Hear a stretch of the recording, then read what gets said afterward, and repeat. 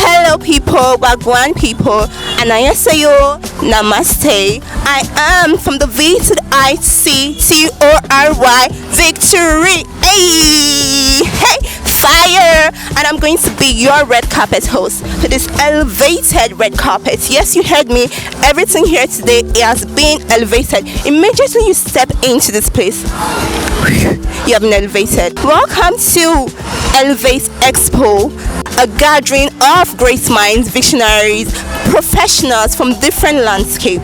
I must commend Miss Law that she has adorned herself. Like the people she has put together today is going to be explosive. Hey, we're going to be meeting some of them here today, so I can't wait to meet them.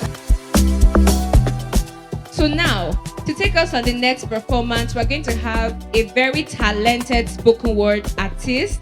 She's going to come and serenade us with beautifully selected words that's going to heal our mind and our soul.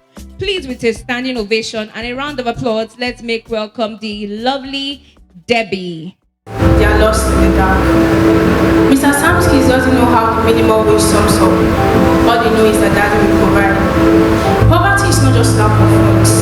It's a state of mind where potential is wasted and talent left behind. But ideas can change that. Ideas that ignite. You are the architect of your fate and the one who designs the key. Don't let the system define. Don't let the struggle confine. So build your life in the simplest moment.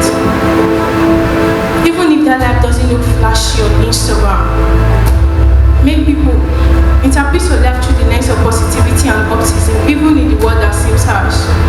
Make choices that makes you feel the lightest, even if those choices don't reflect to what society said you should do. Interpret your life through the lens of positivity and optimism, even in the world that seems harsh. That would test controls the narrative of your mind. Do you let fear dictate or do you take lead in kind? Ideas are like seed that germinate in the dark, but when nurtured, they bloom into a garden filled with impact. So don't let anyone control your ideas. So I dare you to take steps and be bold like David. I dare you to rise up and let your ideas roar. Let them know that for the body to make sense, you have to become the source. Don't forget that you are the sun and the moon needs to shine. It was Esther's idea to save our people from despair. David's idea to build a temple. Nehemiah's idea to rebuild the wall. The apostles' idea to preach the gospel. Archbishop Bessie, they also had idea to start up a ministry. These people had ideas that led to minds. Their faith and courage sparked a mind. But the Lord did not give us the spirit of fear, but the spirit of sound mind and boldness. Yet again, how about we still dream and see possibilities to impact? Thank you. We have Dr. Inu Mamadu. Hello, sir. Hello, how are you doing? I'm doing very well, thank you. How are you doing today? Fine, I'm live in Benin City. I'm live with you. I'm live at the Elevate. I love and I'm excited. I'm excited. Okay, Yes. you're excited. Yes. Okay, permit me to ask you this question. How do you manage your job and your personal life, like your family? How do you manage them? Okay, we've been taught, I guess you've heard about time management. In as much as I believe in time management, I also believe in personal management. It is one thing to manage your time effectively, so another thing for you to manage yourself. You do not have control over your time. You do not have control over the clock, but you have control over yourself. So in order to be able to manage myself, manage family, manage my work, manage my career, I pay attention on myself. I have 24 hours in a day. So 24 hours are divided into 3 parts. I have 8 hours to sleep. I have 8 hours to do my business, to attend to family and do other things. And I have 8 hours for my personal development. So managing myself basically is that when I wake up, I have an itinerary. I have long-term goals, I have short-term goals, I have goals for today, I have my itinerary for today, for tomorrow, for the week, for the month. So that's basically how you can manage yourself. You've heard it from him. Manage yourself. You don't have control over the clock, but you have control over yourself. Thank you very much, sir, for that sharp question. I can't wait to see you inside and the explosive you're about to cause today. All right. Thank you very much. All right, people. It's still elevator clock. See you in a GV. I can teach you about skills, I can teach you about talent, I can teach you about work, I can teach you about how to navigate the terrain of your career, how to be able to define your purpose. I can talk about all that, but I decided that, you know what, other people will talk about those things. Let's talk about the fundamental issue, which has to do with the place of your mind. As a teenager, I already knew what I wanted to do in life. You understand? No, before I became a teenager, I already sure of what I wanted to do. At 12 years old, I already had a name for my business, for my career. I already knew what I wanted to do. Your job is not to bother about growth. It's not to bother about how life will turn out. Jesus said that, can you count the hair in your head? That's how Jesus asked the question. You understand? And he said, if you cannot count the number of hair strands in your head, then why are you bothering about what you will eat, what you will drink? So therefore, for you to become bigger, you have to first get better. It is out of the abundance of the heart that the mouth will speak. It is who you are within that you become outside. It is how you think. As a man thinketh in his heart, so is he.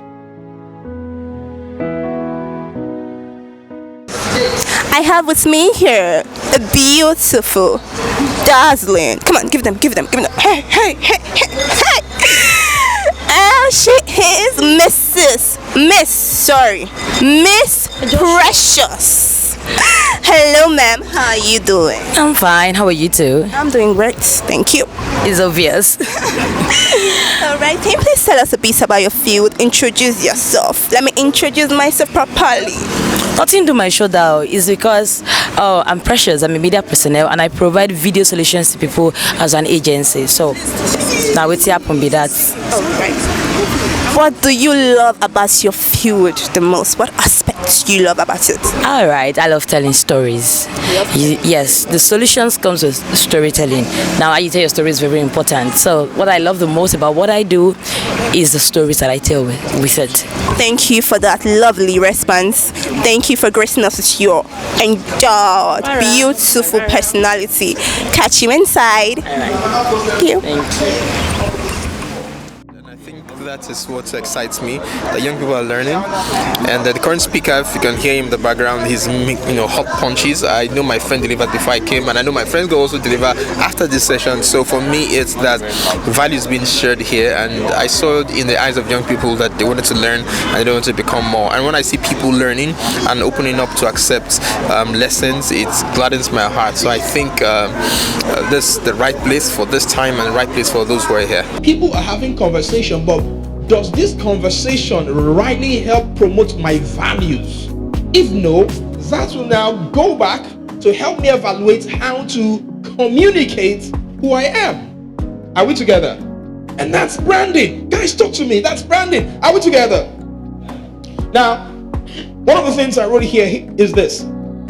Okay, there was a research I looked up at Edelman's Trust barometer, which shows that 68% of customers trust brands less if they sound like chatbots and they have simplified processes.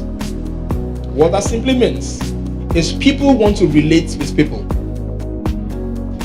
How many of you have been on any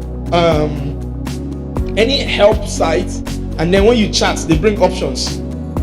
Maybe on WhatsApp, WhatsApp is bots, and chat and say for this click one or respond with one, and you press response. After you do reach one place, before the next thing you call customer care. How many of you have been like that? Like they've really never solved your problems. You go to Zenith Bank, auntie, it has done you too, Awesome.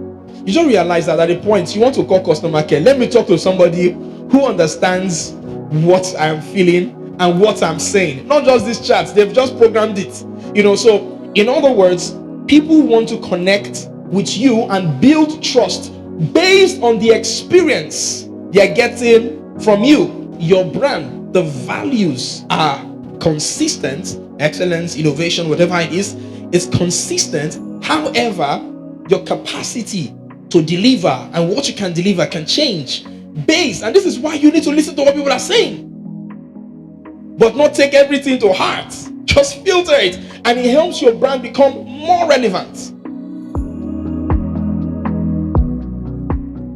I have with me here today another great and highly esteemed special guest. Give it up for Mr. James. Hello, sire. Hello. Okay, I'm just going to ask you a very short question. What inspired you to go into your field? Okay, I'll say it's passion for it, and I see a lot of struggling artists out there, a lot of struggling people that are trying to go into media, and I felt like from my own end, I should be able to assist them. So that's what really brought in the passion and stuff like that. So that is part of why I am attending Elevate. Okay. Yes. Thank you for that quick response. Thank you very much. I can't wait to see you inside. All right. Thank you. Thank you. Bye.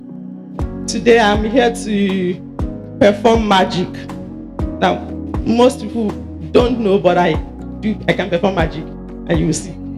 Before I do anything, let me take you through Magic 101. See, every real magician knows how a spell works.